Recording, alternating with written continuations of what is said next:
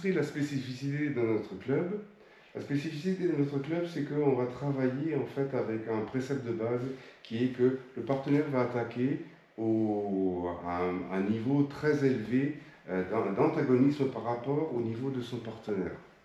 Donc en fait, il ne va pas attaquer pour de vrai, mais on va travailler vraiment sur quelque chose où on a vraiment la volonté du partenaire de quelque part nuire au plus pour pouvoir travailler pour Tori à un niveau de stress le plus élevé possible pour pouvoir vraiment appliquer les préceptes de création de liens et ensuite de travailler vraiment les angles d'entrée de manière la plus précise possible. Donc tout ça est possible si le partenaire déjà attaque de manière enchaînée, pas fait une attaque posée. Donc quand le partenaire attaque, on va se retrouver avec des séquences d'attaque.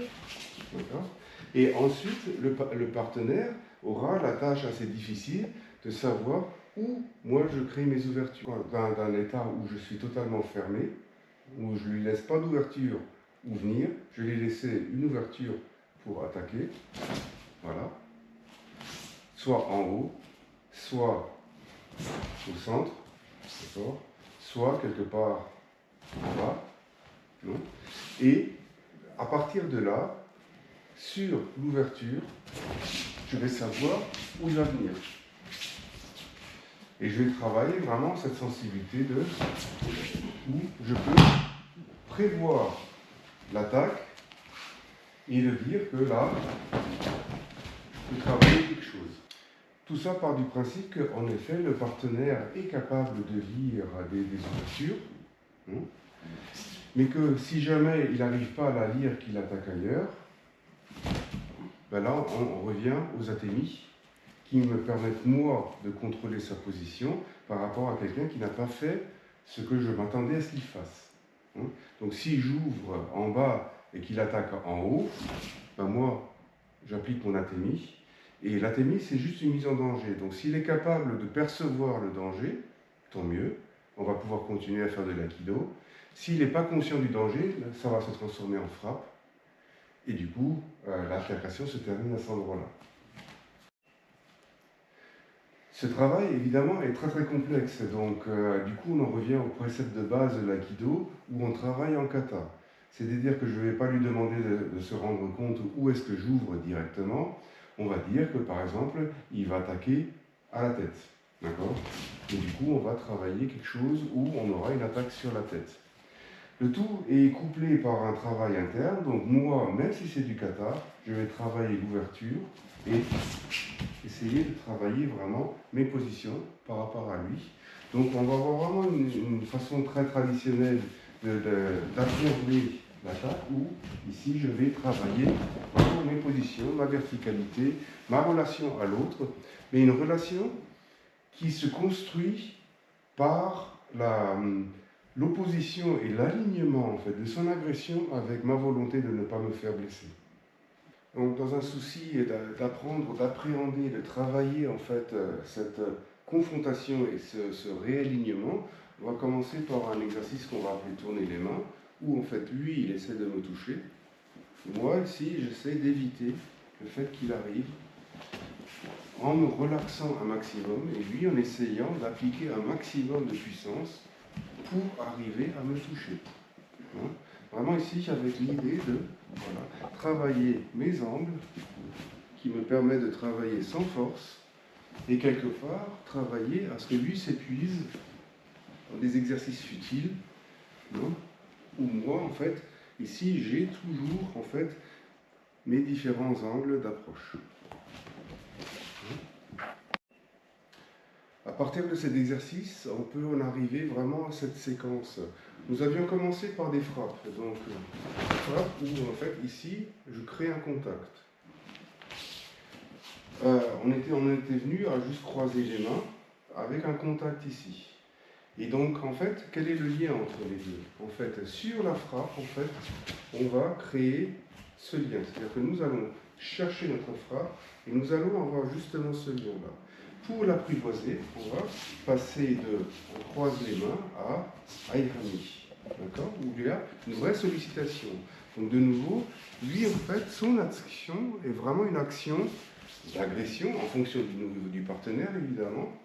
Et à nous ici de travailler quelque chose qui permet en fait de neutraliser justement cette agression pour travailler quelque chose en Aikido qui réaligne, qui nous permet de tourner autour de sa puissance et de neutraliser cette attaque. Mais attaque, il y a.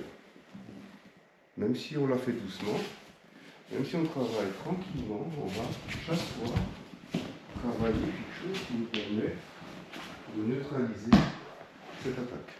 On a vu croiser des mains, on peut très bien changer notre axe. Si on reprend maintenant les préceptes du karaté, on va se retrouver chaque fois ici de manière asymétrique. Pourquoi? Parce que c'est plus intéressant à travailler au niveau distance. Et donc, de cette distance-là, on va en arriver à des frappes où en fait je vais par exemple de nouveau recréer mon lien pour retrouver justement ces concepts de prise d'angle technique. D'accord?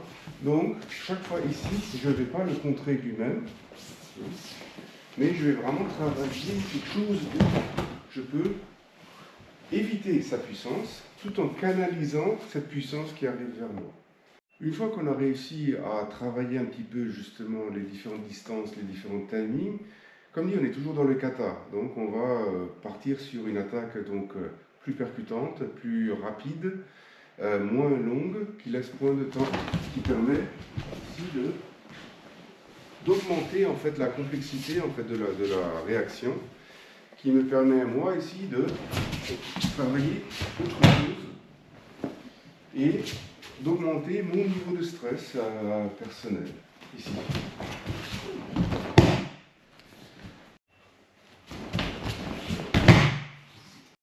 Et du coup, pour arriver à des distances de travail beaucoup plus courtes, où en fait on va vraiment ici se retrouver sur des choses qui nous permettent de travailler vraiment plus l'intuition, le timing très très court, où en fait je vais pouvoir vraiment travailler réflexe et de nouveau axe. Donc, en fait ici, je vais pouvoir vraiment travailler quelque chose de différent, de plus applicatif en quelque sorte, jusqu'à arriver où, en fait, au moment où je contrôle, qu'on revienne en fait aux saisies, et de manière plus évoluée. Où en fait, quand il attaque, en fait, ici, on va se retrouver avec quelque chose où on va vraiment travailler quelque chose de très très court, ici, et quelque chose où les saisies reprennent en fait une valeur totalement différente de continuité en fait de la discussion initiée par le combat, où il attaque, et ici je lui donne une opportunité de faire quelque chose. Du coup, on voit que ici, en fait, sur notre forme, on n'a pas vraiment de technique bien définie. On a fait exprès de ne pas rentrer vraiment sur de la technique, parce qu'en fait, là, ce qu'on voulait montrer, c'était vraiment cette relation, cette montée en puissance, en fait, de l'attaque et de la relation entre Uke et Tori. C'est ce qui fait notre spécificité de notre club, en fait. En fait, à chaque fois, on va travailler de manière très très précise, on va vraiment chercher les enchaînements qui vont nous permettre de travailler vraiment les préceptes de l'aïkido sans forcément faire de la technique, mais en s'appuyant sur un socle technique important.